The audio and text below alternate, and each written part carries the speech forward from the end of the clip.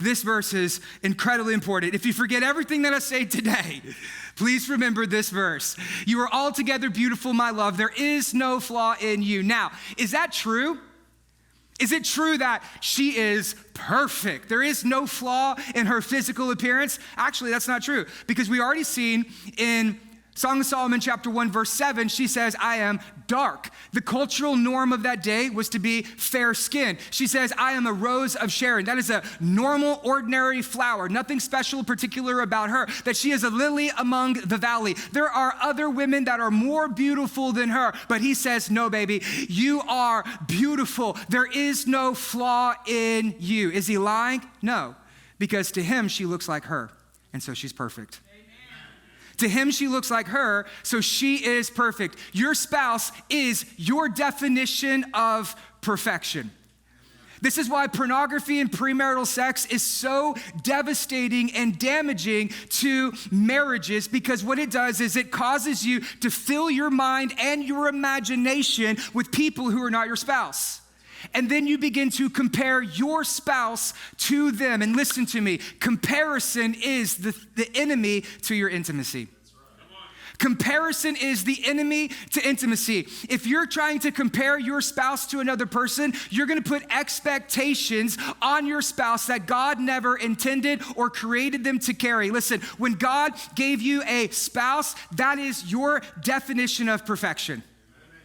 See, for me, my definition of perfection is Ashley Jane Ellis. That's my definition of perfection. I want to be what Titus calls a one-woman man. I want to be like Job says, I have made a covenant with my eyes to only love and look for my wife. Because for me, Ashley Jane Ellis is the definition of perfection. If you go to the dictionary and you open it up and you go down the P's and you look for the word perfect, right next to it, it's a picture of Ashley. Because for me, she is my definition of perfection. I do not want to compare her to other people, because comparison is the enemy to intimacy in a relationship. So let me explain how this kind of works.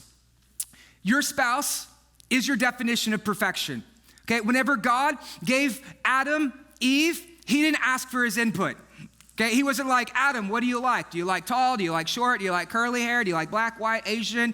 What do you like? No, whenever God made Eve, he didn't consult Adam. He just brought her Eve. And compared to everything else, she was perfect. Okay, because here's the order of creation. God said, Adam, it's not good for you to be alone. You need a helper. And Adam's like, thank you, Jesus. He said, but first, let me make the beasts of the field, the birds of the air, and the fish of the sea. And then God brought him and he had to name him. And he's like, is that her? No, that's an aardvark.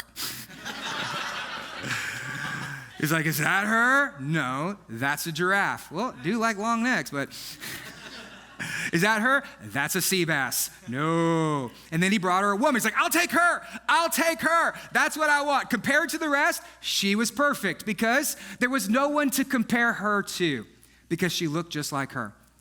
Your spouse is your definition of perfection, and comparison will be the enemy of your intimacy. So here's how it works. If you're married to short, you like short. If you're married to tall, you like tall, right? If your spouse has curly hair, you love curly hair. If they straighten it, you like straight hair now. If you got married when you were 22, you were into 22, but now you're 52. You ain't into 22. Your definition of perfection changed. They updated that dictionary. You're into 52 now. Okay? If you liked blondes and now they're gray, you like gray-headed grannies. That's your thing. That is your thing. You do not like young blondes. You like gray-headed grannies.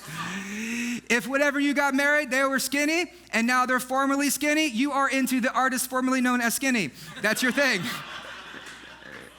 If when you got married, they had a big, thick head of hair, and then all of his hair was raptured and it moved down to his back.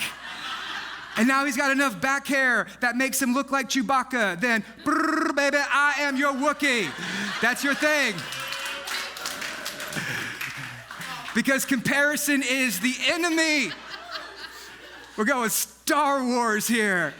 Comparison is the enemy to your intimacy. He says, my love, there is no one like you. My perfect one, you have no flaw.